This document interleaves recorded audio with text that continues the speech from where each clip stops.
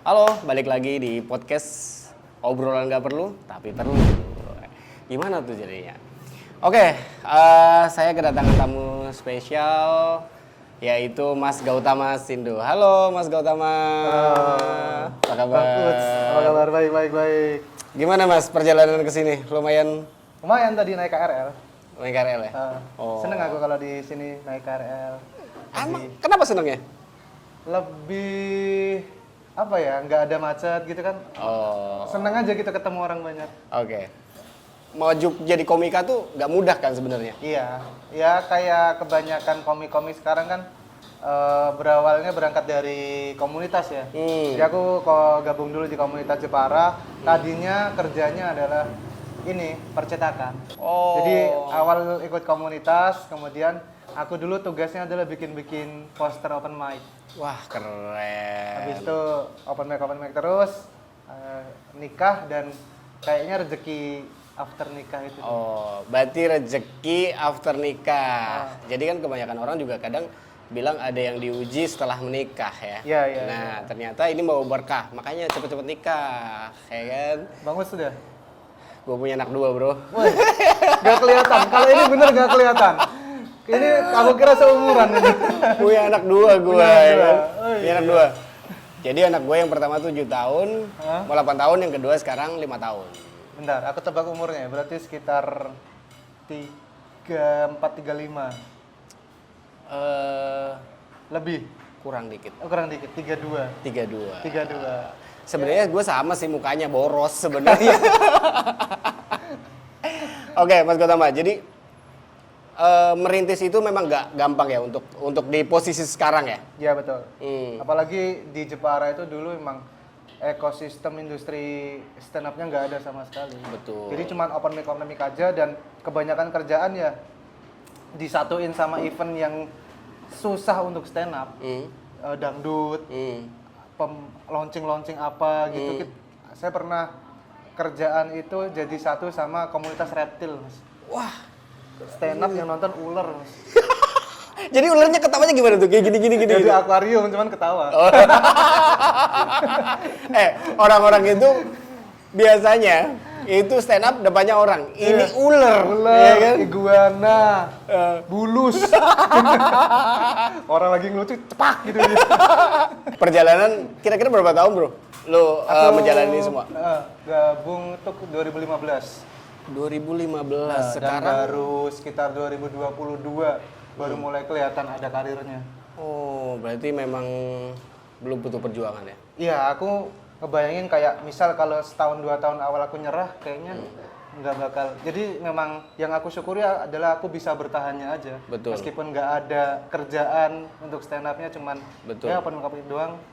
Tapi bertahan dan akhirnya dikasih hasilnya baru 2021-2022. Oke, berarti memang nggak ada yang instan jadi untuk merintis itu semua ya. Terus sekarang tinggal manennya gitu. Ya. Jadi 2024 ini, 2023-2024 itu memang komika sangat-sangat digemari.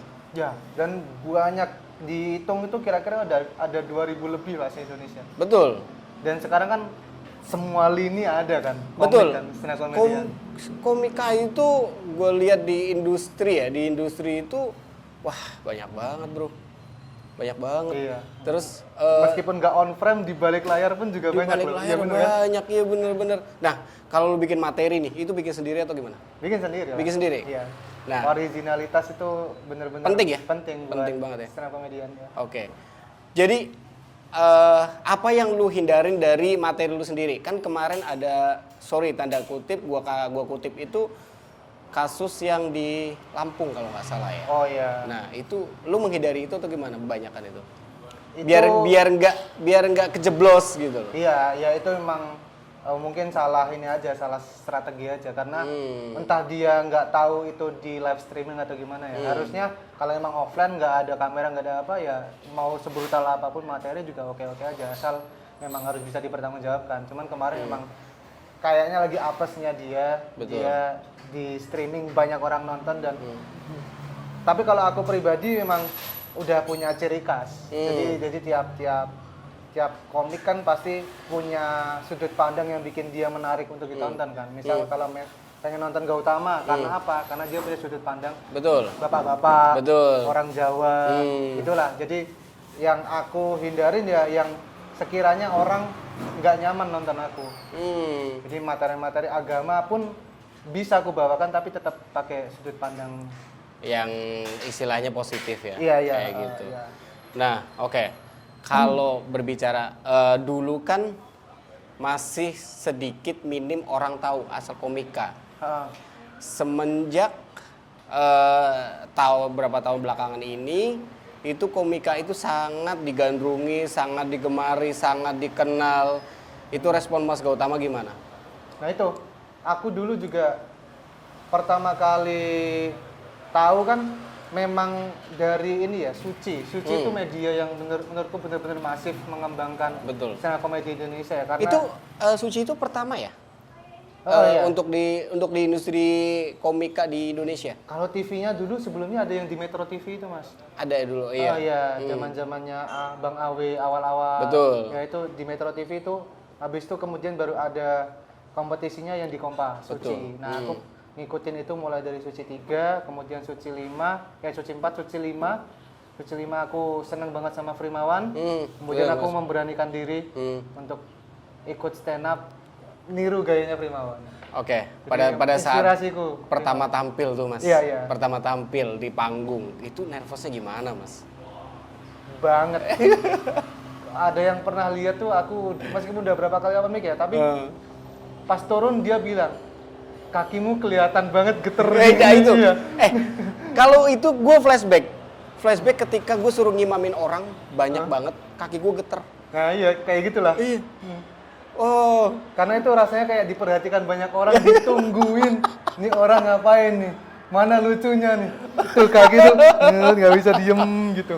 Nggak berani lihat penonton gitu. Gini. Jadi untuk mengalihkan itu semua, jadi lu harus pandang kanan kiri gitu ya. Iya. Untuk mengalihkan itu semua ya. Iya. Tapi tetap fokus di situ ya. Ya tetap fokus bawain apa materinya, cuman sedikit biar bisa tenang gitu karena diliatin orang yang gak dikenal. Bener. Karena ya gue ngalamin sendiri, nervous, demam panggung ketika gue suruh ngimamin sholat, banyak banget orang, kaki ini gemeteran Mas. Padahal hati harusnya tenang gitu ya. Iya. Harus tumak ninah kan. Iya kan harusnya. Itu geter Mas. Itu gerakannya gimana tuh? Kalau untuk gerakan sih aman ya. Masa takbiratul ihram? Oh, coba bayangin. Suara ikut geter. Iya, suaranya geter.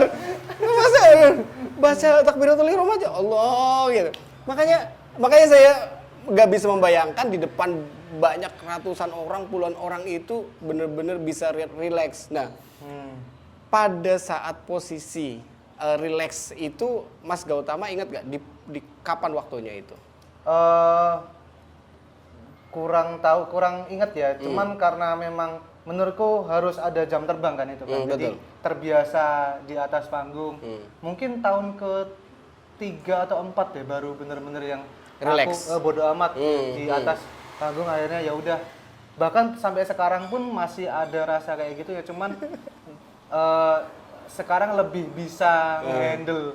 Oh, lebih bisa mengatasi itu semua ya? Iya, karena itu udah banyak sering, kalau manggung di depan orang kayak gini, treatmentnya gimana? Kalau panggungnya kayak gini, treatmentnya gimana? Oh, jadi sekarang udah tahu karena ya, alhamdulillah udah banyak panggung yang pernah dicoba. Betul, sekarang Mas Gautama itu udah masuk di Wikipedia dan udah ada di Wikipedia, keren. Udah keluar di Wikipedia, makanya di situ diakui gitu loh, diakui ternyata Mas Gautama Sindu itu diakui karena udah keluar di Wikipedia. Oke, pertanyaan terakhir nih Mas, untuk kedepannya, untuk mengedukasi, untuk biar nggak kejeblos nih,